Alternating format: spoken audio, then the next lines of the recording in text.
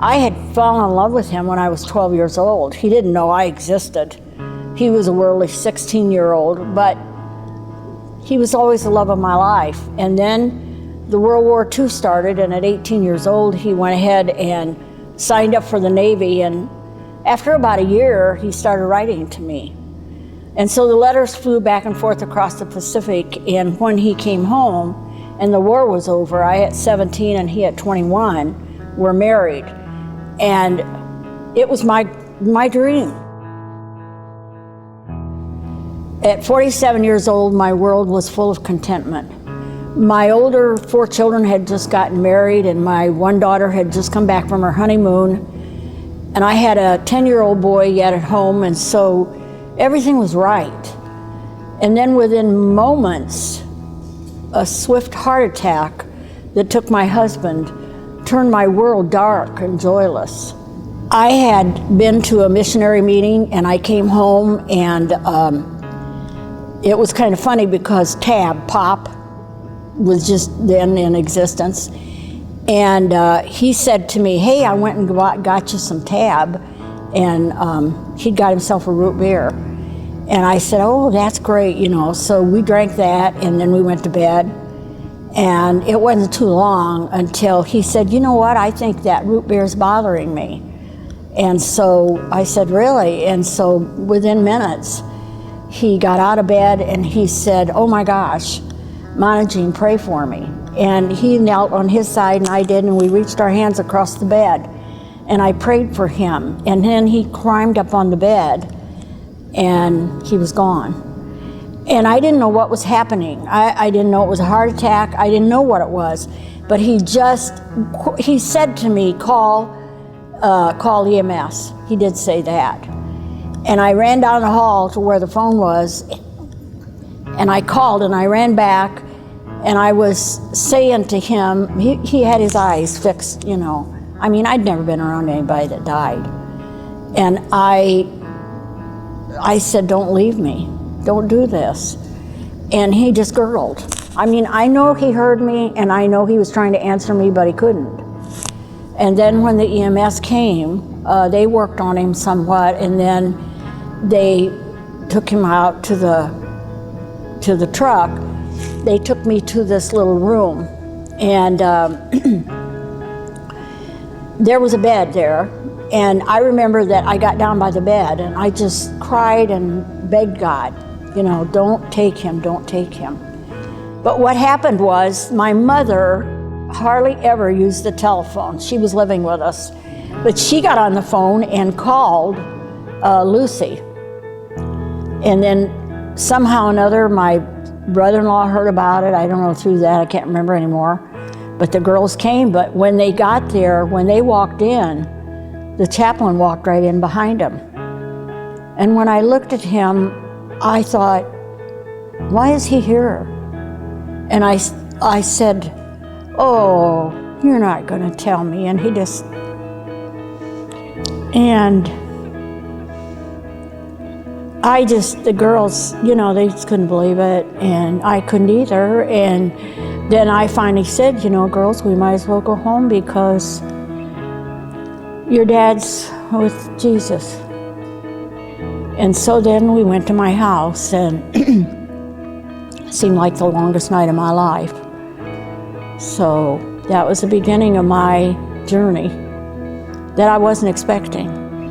And then around 6 o'clock, little Hank came down the hallway. And I was reminded then what I had to tell him. My other children had arrived in the night, and they wanted to wake him up and tell him, and I said, no, don't do it, let him sleep. So I had to tell this little boy that his daddy had died in the night.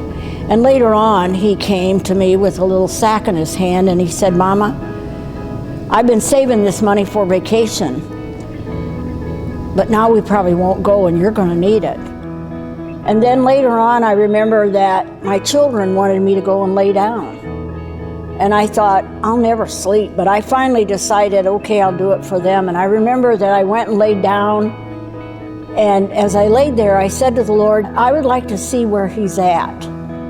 And just like that, there was a vision that opened up in front of me, and it was the most beautiful color scheme that I had ever saw. And it was green grass and a road, and there on the road was my husband. And he was walking with his hand on an older man's shoulder, and the man had a white ring of hair around his head. And they were laughing and they were talking, and my husband, I could see he was so happy. How could I ever want him back away from that? I didn't, but I was left to cope. I remember that first morning as I looked out upon my backyard. This backyard had become such a place for wonderful parties because my husband had put floodlights on the back of the house so that his parties and cookouts could extend from afternoon on into the evenings. And I thought to myself, I hate this backyard. I will never like this backyard again. And you know, I cried and cried, and I asked his forgiveness, and I asked God's forgiveness. And so it went. You probably thought I was a great Christian, that I wouldn't go through those things, but I did. And I remember that I grieved for 10 solid years for my husband. That didn't mean that I was in the house with the blinds pulled down.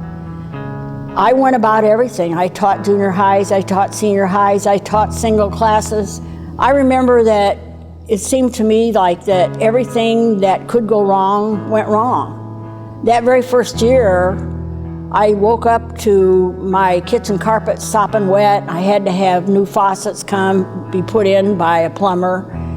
And then my furnace went kaput, and I had to have a new furnace. And then my transmission went out of my Oldsmobile, and I had to have that put in. Everything went wrong, it seemed to me. And then we had blizzards, terrible blizzards. I liked blizzards before, but I was always waving goodbye as my husband was pulling out in the blizzard, or he was outside shoveling snow, and now it was up to me to shovel. And that year I shoveled for days on end, and I had to take a spade, I remember, because there was an ice covering. And as I shoveled that last day, I stuck the shovel in, and it stuck, and it came back and hit me in the chest. And I was so mad. I went in the house, and I remember throwing myself on the bed, and I said to the Lord how I was done, and I wasn't going to go to church till May. And that was my threat to him. Can you imagine? I was going to not go to church till May. And as I laid there and cried, I remember that he urged me to get up and go in the bathroom and wash my face and put on my makeup. Now, I know he likes makeup because he told me that I should go do that. And I did it. And I went out there, and all of this wet snow up into the car. But the car itself was in a cocoon, but it was like dry, powdery snow.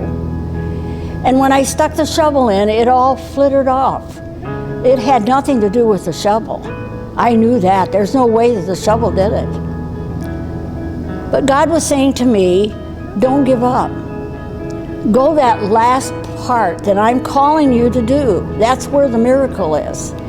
And within minutes, I had the key in the ignition, and I was backing that car out, and like the old song, Willie Nelson of I'm on the road again, I was. You know, I knew that when it happened, I knew that Bud had fulfilled his assignment. That's just, I felt like that. I thought, you know what? He never knew he had one. But he just lived every day out so fully for God that he just got it done. I had a lot yet to do. There is a pattern for grief. Most people don't know what it is, and I don't know, and I didn't know, but you do fall into it. And part of that is anger, and a lot of people get mad at their mate for leaving them, or they're mad at God. I think you're going to go through it regardless. I tried to hold off for a long time, and then there was a day that came that I began to cry, and I cried, and I cried, and it scared me. But my pastor told me that this was part of the grief, that I had never let myself, because I had a little boy, I had not allowed myself to grieve to some extent because of that. And so you must grieve. And when I started it, I felt like I was on a roller coaster, and I was trying my every best not to go down, but I was going anyway. So that's part of it. You absolutely have to grieve. I come to know God in a way that I would have never known him had this. I don't believe that I would have known him in the way that I do that this happened. Because he understands our grief and he understands our anger, and he's there for us. There wasn't anything that I didn't talk to him about. My being afraid, I was terribly afraid. He's a practical God, and he's willing to do whatever it takes to help you through it. You just have to go ahead and tell him how you feel. And I mean, I think if you get mad, it's okay. I had to apologize to him because he is God, so you can't become familiar with God enough that you're going to rant and rave and not apologize to him later, because that's very important that you do. But I think it's okay to tell him exactly how you feel. He already knows it. No sense trying to keep it a secret. He is just the most wonderful, wonderful father that you could ever have. And you know, we never know what we really need. We just tell him what we want. And that's not really what's going to make us grow. And so he didn't let me have what I wanted. He knew what I needed.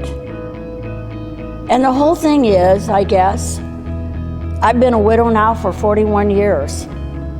I've had the most wonderful adventures with the Lord. Even though I mourned for 10 years, even though I still love my husband, I wouldn't trade this time. He's still changing me. He'll do it until I roll into the casket. But in the meantime, he's still changing me.